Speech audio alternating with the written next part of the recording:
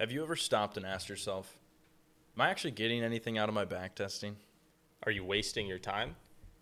Are you even backtesting to begin with? Have you actually brought changes to your trading through backtesting? Welcome to Psycho Sunday with Vanquish Trading Company. I'm Andrew. I'm Mike. Today, we're going to be hopping into how to get the most out of your backtesting. So, where should we start? Mike, what on earth is backtesting? For those of you that don't know, backtesting is pretty much the art of almost practicing trading. It's looking back at historical data. It is watching the market as it acted out the way it did in X amount of days, years, weeks, months ago. That's really what backtesting is. So, how do I backtest? How can I backtest? There's multiple ways, right? There's a lot of different avenues between, trading view, clicking through I candles. was going to say that's a very common one that Yeah. you see a lot of people do is trading view. Clicking through candles, you can backtest pretty much anything from pretty much any time, which is great, right? You can look back at all that historical data. That's a huge part of trading is data analysis, data collection and analysis. Well, look at that, how awesome the data's already collected for you. All you have to do is analyze it. So a lot of different ways. So trading view is a big one. What are some other big ones we see? FX replay, it is where you can actually play through the market, execute on it, things along those lines. Otherwise, NinjaTrader also has a replay function. For sure. So these platforms have this integrated. So it's a good thing to do, right? They don't have it integrated for no reason. There's a reason that these abilities are integrated into the software because it is beneficial. So like I said, we're going to get into how to get the most out of your backtesting. But to start off, you have to be backtesting in order to get anything out of it. So if you're not backtesting, you're already behind. So multiple different ways to backtest, but really it's beneficial, but why? Why do we backtest? What is the point of backtesting? What's the point of looking back at this historical data? It really relates to perfecting the technical side, the edge side of your trading. It doesn't help that much, at least in the traditional sense of backtesting of the emotional and the mental side. But it's really to focus on your technicals, understanding your edge, focusing on your edge, becoming just a better technical trader really in general.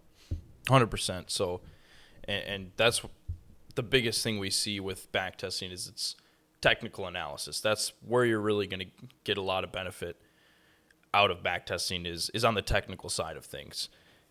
Like you said, you don't get a whole lot, unfortunately, with the emotional aspect, which trading is largely emotional as well. There's wins and losses in trading. Anytime there's wins and losses, there's going to be emotion involved. So that, unfortunately, with, like you said, backtesting in the traditional sense of the word, you don't get that. So that's a drawback of backtesting. Are there any other drawbacks to backtesting? Any other negatives we can see?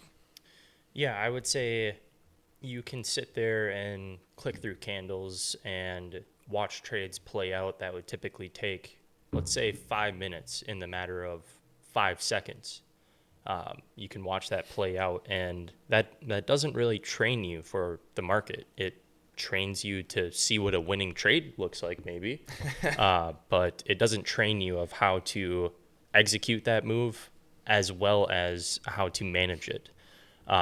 But we're going to allude to and kind of show you guys how we backtest as well to really get the best out of it and incorporate every side. It'll incorporate the emotions, the ups and downs of the market, and it'll also incorporate the technical side in live action, because a lot of these, they have things that you can press play, but it doesn't move the same as a live Right. market. That's the point I really wanted to get at is I feel the biggest negative or the biggest drawback of backtesting, especially with something like TradingView, and the reason I bring up TradingView is because it is so commonly used.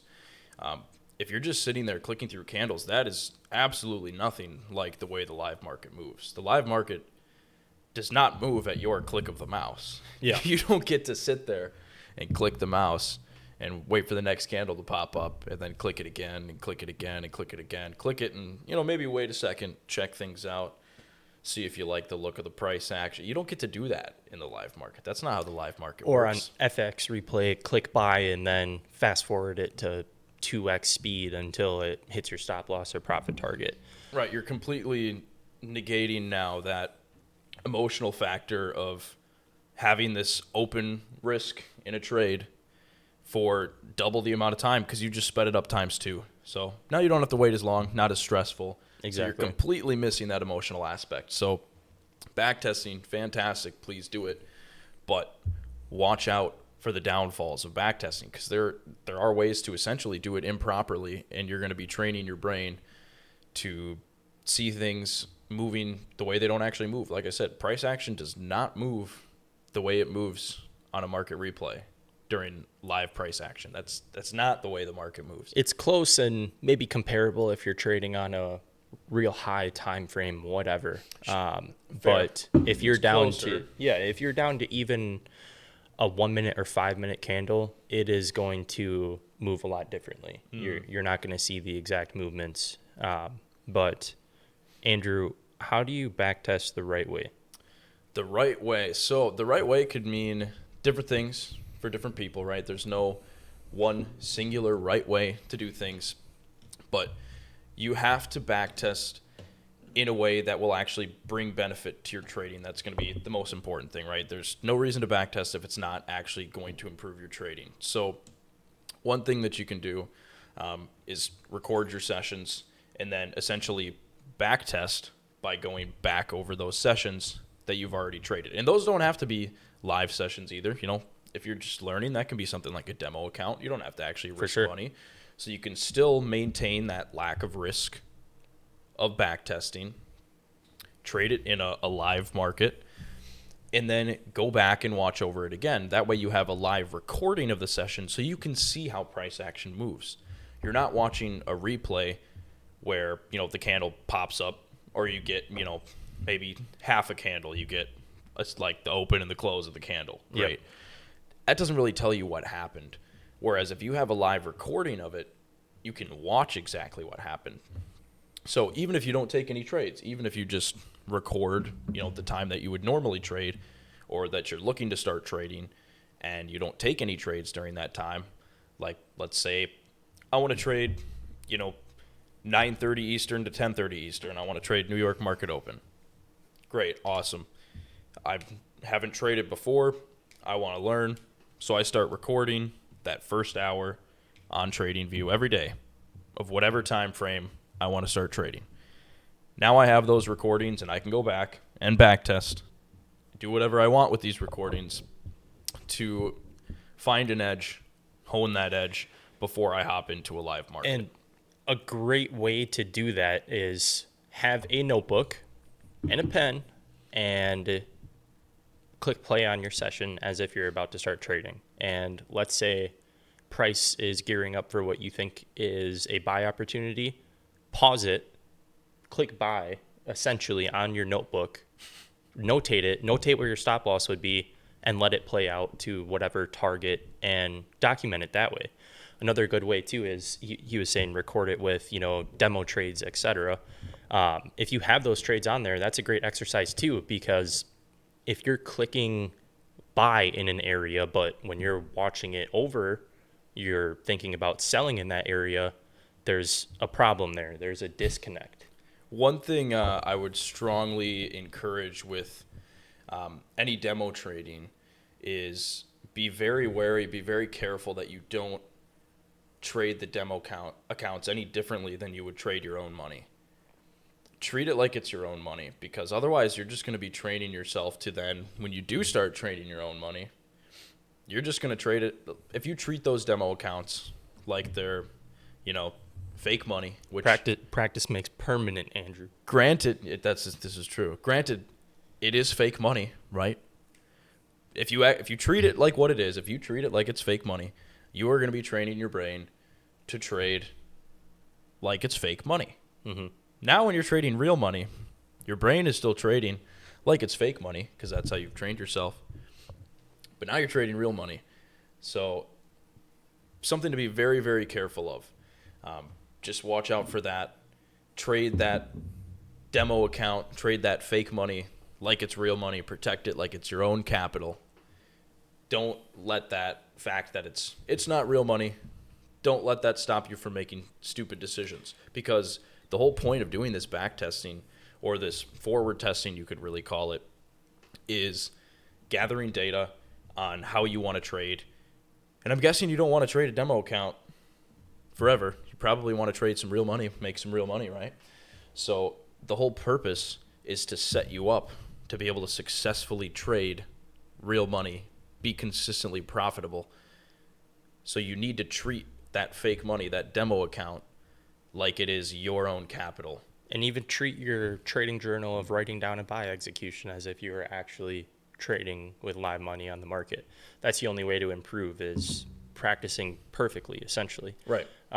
So another thing to tie all this into is collecting your data. So collect your data on that journal.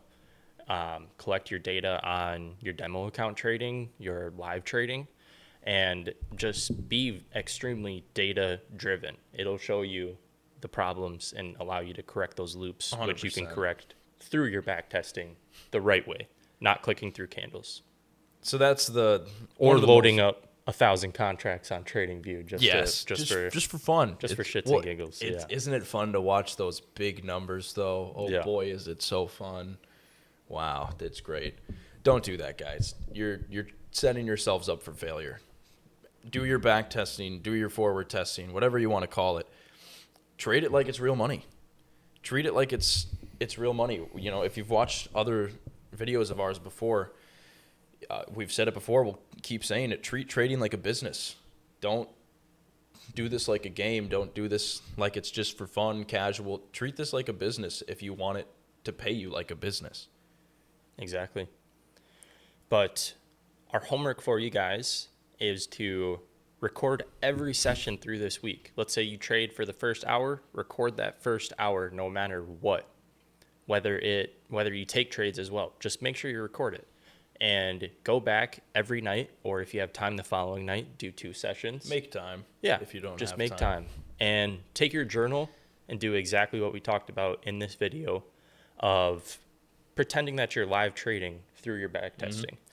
And a cool thing that you can do is you can write down, okay, on the 15th of September, this is my first time going through it. I performed like this on my paper trading. Well, then you can go back a month later and see if you actually increased your edge on that day, things along those lines. And that's the biggest thing, right, is looking at those changes over time and having that data, tracking what you changed, and then the results of those changes. Exactly. Because if you don't have that, then what's the point of the back testing? If you don't keep track of what you change as a result of your back testing, then what's the point of the back testing? You have to know why you're doing things. Don't just aimlessly back test because, well, that's what you're supposed to do. That's what all the trading gurus say, right? Back test, back test. That's, like I said, they put that stuff in the software for a reason, because it's a good thing to do. Back testing is a good thing to do. So don't just do it because it's a good thing to do. Do it with purpose. Do it with intent. Do it with precision, right? Yeah. Annotate it.